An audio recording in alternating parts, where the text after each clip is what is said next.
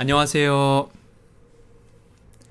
새벽 기도에 오신 여러분들을 진심으로 환영하고 축복합니다.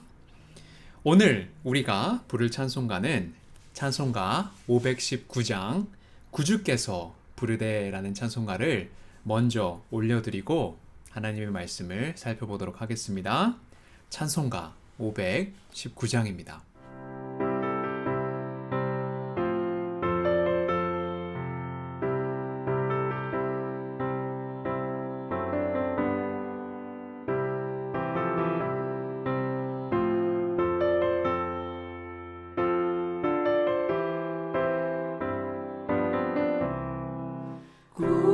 구주께서 부르네 오늘 오라 하시니 올 수 있는 기회에 긍휼함을 받으리라. 널 위하여 비시는 주의 음성 주의 약속 믿어서 내 구주로 섬기라. 구주께서 널 위해 기다리고 계시니 모든 고통 두려움 주께 와서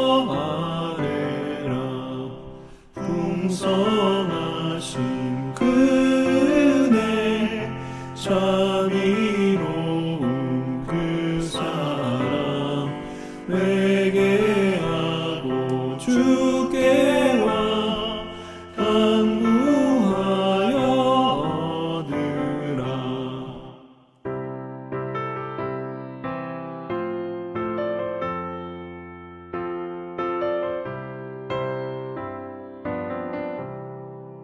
모든 죄를 떠나서 회개하고 나오라. 주가 용서하시고 너를 영접하시니 눈보다도 더 희게 너의 마음을 씻어서 내 마음에 천국이 임하도록 하리라. 지체 말고 주께로 어서 바삐 나오라. 예비하신 구원은 지금만을 은혜라. 좋은 기회 놓치고 슬피 후에 말지니 지금 문을 두드려 구원함을 받으라.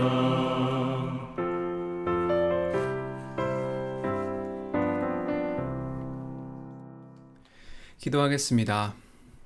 하나님 아버지 감사합니다. 이렇게 우리를 불러주신 하나님께 정말 감사합니다. 특별히 이렇게 아침에 일어날 수 있는 힘을 허락하여 주셔서 우리가 어떤 것을 하기 전에 하나님 앞에 말씀을 들고 나아싸우니 이 자리가 은혜의 시간이 될 수 있도록 인도하여 주시고 하나님을 깊이 만나는 시간이 될 수 있도록 인도하여 주시옵소서. 예수님의 이름으로 기도드렸사옵나이다. 아멘. 오늘 하나님께서 우리에게 주시는 말씀은 예레미야서 44장 11절에서 19절까지의 말씀을 보도록 하겠습니다. 예레미야 44장 11절에서 19절까지의 말씀입니다. 예레미야 44장. 그러므로 만군의 여호와 이스라엘의 하나님께서 이와 같이 말씀하시니라. 보라, 내가 얼굴을 너희에게로 향하여 환란을 내리고 온 유다를 끊어버릴 것이며 내가 또 애굽 땅에 머물러 살기로 고집하고 그리로 들어간 유다의 남은 자들을 처단하리니 그들이 다 멸망하여 애굽 땅에서 엎드러질 것이라. 그들이 칼과 기근에 망하되 낮은 자로부터 높은 자까지 칼과 기근에 죽어서 저주와 놀램과 조롱과 수치의 대상이 되리라. 내가 예루살렘을 벌한 것 같이 애굽 땅에 사는 자들을 칼과 기근과 전염병으로 벌하리니 애굽 땅에 들어가서 거기에 머물러 살려는 유다의 남은 자 중에 피하거나 살아남아 소원대로 돌아와서 살고자 하여 유다 땅에 돌아올 자가 없을 것이라. 도망치는 자들 외에는 돌아올 자가 없으리라 하셨느니라. 그리하여 자기 아내들이 다른 신들에게 분향하는 줄을 아는 모든 남자와 곁에 섰던 모든 여인 곧 애굽 땅 바드로스에 사는 모든 백성의 큰 무리가 예레미야에게 대답하여 이르되 내가 여호와의 이름으로 우리에게 하는 말을 우리가 듣지 아니하고 우리 입에서 낸 모든 말을 반드시 실행하여 우리가 본래 하던 것 곧 우리와 우리 선조와 우리 왕들과 우리 고관들이 유다 성읍들과 예루살렘 거리에서 하던 대로 하늘의 여왕에게 분향하고 그 앞에 전제를 드리리라. 그때에는 우리가 먹을 것이 풍부하며 복을 받고 재난을 당하지 아니하였더니 우리가 하늘의 여왕에게 분향하고 그 앞에 전제 드리던 것을 패한 후부터는 모든 것이 궁핍하고 칼과 기근의 멸망을 당하였느니라 하며 여인들은 이르되 우리가 하늘의 여왕에게 분향하고 그 앞에 전제를 드릴 때에 어찌 우리 남편의 허락이 없이 그의 형상과 같은 과자를 만들어 놓고 전제를 드렸느냐 하는지라. 우리가 어제 말씀을 살펴보았다시피 요하난, 즉 그다랴에게 충성한 유다 군대 장관을 비롯하여 유다의 남은 자들은 애굽으로 가게 됩니다. 애굽으로 가지 말라는 하나님의 말씀을 전한 예레미야와 바룩까지 데리고 기어코 애굽으로 향합니다. 예레미야가 왜 그들과 함께 애굽까지 동행하게 된 것이었을까요? 거기에는 하나님의 뜻이 있었습니다. 그 뜻이 무엇인지는 예레미야의 역할을 생각하면 알 수 있습니다. 왜냐하면 예레미야는 선지자였습니다. 선지자의 역할은 하나님의 말씀을 받아 외치는 것입니다. 따라서 예레미야의 동행을 통해 하나님은 그들에게 말씀으로 경고하시고 책망하심으로 그들을 포기하지 않았음을 의미하고 있는 것입니다. 12절에 보니까 하나님은 강하게 그들을 책망하십니다. 돌아오지 않으면 유다의 남은 자들을 처단하시겠다고 말씀하십니다. 하지만 그 책망 안에는 하나님의 놀라운 사랑과 또 그들이 다시 돌아올 것을 기대하시는 하나님의 마음도 담겨 있습니다. 그런데 왜 그들은 갑자기 유다 땅을 놔두고 애굽으로 향하려고 했을까요? 그들이 자신들의 입으로 실토한 내용들을 보면 그들이 왜 애굽으로 향하려고 했는지 알 수 있습니다. 17절의 말씀을 잠깐 보도록 하겠습니다. 우리 입에서 낸 모든 말을 반드시 실행하여 우리가 본래 하던 것 곧 우리와 우리 선조와 우리 왕들과 우리 고관들이 유다 성읍들과 예루살렘 거리에서 하던 대로 하늘의 여왕대로 분향하고 그 앞에 전제를 드리리라. 그때에는 우리가 먹을 것이 풍부하여 복을 받고 재난을 당하지 아니하였더니. 이 본문의 말씀을 보니까 하늘의 여왕에게 분향하고 라고 하는데 하늘 여신, 즉 아스다롯은 풍요와 다산을 상징하는 여신입니다. 그런데 이 17절의 말씀을 보니까 선조와 우리 왕들과 우리 고관들이 그 하늘의 여신에게 분양했다고 했는데 이 아스타롯을 공식적으로 전파한 인물은 솔로몬이었습니다. 열왕기상 11장 4절과 5절의 말씀을 보면 이런 기록이 있습니다. 솔로몬의 나이가 많을 때에 그의 여인들이 그의 마음을 돌려 다른 신들을 따르게 하였으므로 왕의 마음이 그의 아버지 다윗의 마음과 같지 아니하여 그의 하나님 여호와 앞에 온전하지 못하였으니 이는 시돈 사람의 여신 아스다롯 즉 하늘 여신을 따르고 라는 기록이 있는 거 보니까 이 우상 숭배 이 뿌리가 얼마나 깊었는가를 우리는 생각해 볼 수 있습니다. 지금 어떻게 보면 우상 숭배 때문에 유다 나라가 침략을 당하게 되었고 멸망한 상태였습니다. 우상 숭배 하나 때문에 지금 바벨론의 통치 아래 살게 되었습니다. 그런데도 불구하고 남은 유다 백성들은 하나님을 놓치고 자꾸만 옛 버릇을 버리지 못하는 그 우상 숭배의 길로 빠져들고 있습니다. 하나님의 역사, 그 증거들을 보고도 거기에 순복하지 않고 또 다시 다른 신전에 가서 비는 짓을 반복하고 있는 것입니다. 하지만 그들은 왜 하나님께서 그토록 싫어하시는 우상숭배를 고집하고 있는 것일까요? 이 17절 마지막 부분에 보니까 그들이 하늘 여신을 섬겼더니 식물이 풍부하고 재앙이 없었다고 합니다. 그들에게는 애굽에서 종살이하던 그들을 건져내 구원해 주신 하나님, 가나안 땅을 차지할 수 있도록 복을 주신 하나님은 온데가도 없습니다. 옛날에는 우상 숭배를 하면 복을 받았고 재난을 받지 않았는데 이 일을 중단하니까 모든 것이 궁핍하여졌고 칼과 기근에 망하게 되었다고 주장하는 것입니다.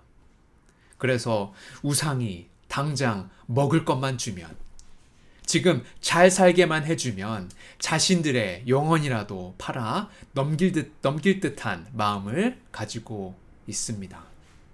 당장 내 삶을 평안하게 하고 먹고 살 걱정 없이 물질에 복을 잔뜩 안겨줄 수 있는 신이라면 어떤 신을 섬기든 상관없다는 태도입니다. 마치 여호와 하나님은 무능하고 복을 줄 능력이 없으며 자칫 잘못하면 재앙이나 내리는 아주 까탈스러운 신이라고 생각했던 모양입니다. 그렇다면 그들의 주장이 옳으냐? 그것은 절대로 아닙니다.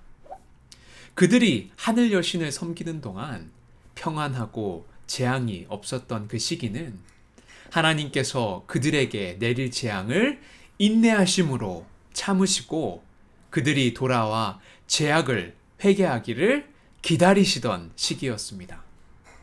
하나님께서 참고 기다리던 시기를 그들은 하늘 여신을 섬기니까 복을 내려주신다고 착각한 것입니다. 그런데 이런 생각들이 신약 시대에 와서도 반복이 됩니다. 초대교회 안에서도 이런 믿음을 가진 신자들이 분명히 있었습니다. 사도 바울은 빌립보서 3장 그 18절에서 말씀을 보면 이런 구절이 있는데 그는 예레미야와 같이 눈물로 호소합니다. 그리고 눈물로 호소하는 그 주제는 바로 우상숭배이고 그 풍요로운 그런 욕심에서 나오는 마음이었습니다. 한번 들어보시기 바랍니다. 빌립보서 3장 18절에서 21절까지의 말씀입니다. 내가 여러 번 너에게 말하였거니와 이제도 눈물을 흘리며 말하노니 여러 사람들이 그리스도의 십자가의 원수로 행하느니라. 그들의 마침은 멸망이요 그들의 신은 배요 그 영광은 그들의 부끄러움에 있고 땅의 일을 생각하는 자라라고 하였습니다. 좀 비슷하지 않나요? 예레미야의 이런 고백과 비슷한 것 같습니다. 사도 바울에게 가르침을 받고 신앙생활하던 빌립보 교회 안에서도 여러 사람들, 즉 예수를 믿는 사람들이 있었지만 그들의 신은 복부, 즉 배였다고 합니다. 배를 섬겼다는 것은 복을 신으로 믿는 자들을 의미하는 것이었습니다. 유대인들을 보면 그들은 정말 재물을 모으는 일에 천부적인 재능을 갖고 있는 민족인 것 같습니다. 유대인 사이에 이런 이야기가 있습니다. 어떤 유대인 아이가 아버지에게 이런 질문을 했습니다. 아버지, 돈이 뭐예요? 라는 질문을 물었더니 아버지는 잘 봐라 하면서 거울을 집어 창문 앞에 놓아두었다고 합니다. 이 아이는 창문 앞에 다가가서 거울을 보면서 거울을 통해 주위에 있는 사물이나 행인을 더 잘 보면서 아주 즐거워했다고 합니다. 이어서 아버지는 이제 돈을 잘 봐라 하면서 거울 대신 돈을 창문 앞에 놓아 두었습니다. 하지만 한참을 돈만 쳐다보고 있는 아이에게 아버지는 이런 말을 했다고 합니다. 돈 때문에 거리 풍경은 하나도 안 보이고 돈만 보이지라고 대답했다고 합니다. 왜냐하면 돈 앞에 있으면 다른 것은 하나도 볼 수 없습니다. 오직 돈만 보게 됩니다. 돈에 눈이 멀게 되면 세상의 장님이 되는 것입니다. 이런 탐욕에 사로잡혀 물질적인 것, 육적인 것만을 추구하다 보면 하나님을 섬기는 자리에서 떠나 동물적인 삶을 살게 되는 것입니다. 그런데 에베소서 5장 5절의 말씀을 보면 정말 충격적인 말씀이 등장합니다. 바울은 이렇게 이야기합니다. 너희도 정녕 이것을 알거니와 음행하는 자나 더러운 자나 탐하는 자 곧 우상 숭배자는 다 그리스도와 하나님의 나라에서 기업을 얻지 못하리니 라고 하였습니다. 이 탐하는 자, 그 탐욕에 사로잡혀 있는 사람들은 음행하는 사람들과 더러운 자와 같이 묶여서 바울은 이야기를 하면서 그들은 곧 우상 숭배하는 자이며 다 그리스도와 하나님의 나라에서 기업을 받지 못하리라 라고 바울은 이야기합니다. 얼마나 무서운 말씀입니까? 그러므로 정말 존귀한 삶을 살기를 원한다면 세상 사람들이 추구하는 물질적 탐욕, 육적 쾌락에 사로잡혀 사는 자리에서 우리는 나와야 될 것입니다. 신자가 세상으로 눈을 돌리면 하나님의 신실하심과 사랑은 볼 수 없게 됩니다. 오히려 하나님을 믿지 않으면서도 세상의 많은 복을 누리는 사람들만 보게 될 것입니다. 그래서 하나님을 믿는 것이 별것 아닌 것처럼 생각하고 잘 사는 복을 위해 다른 신을 찾는 길로 가게 되는 것입니다.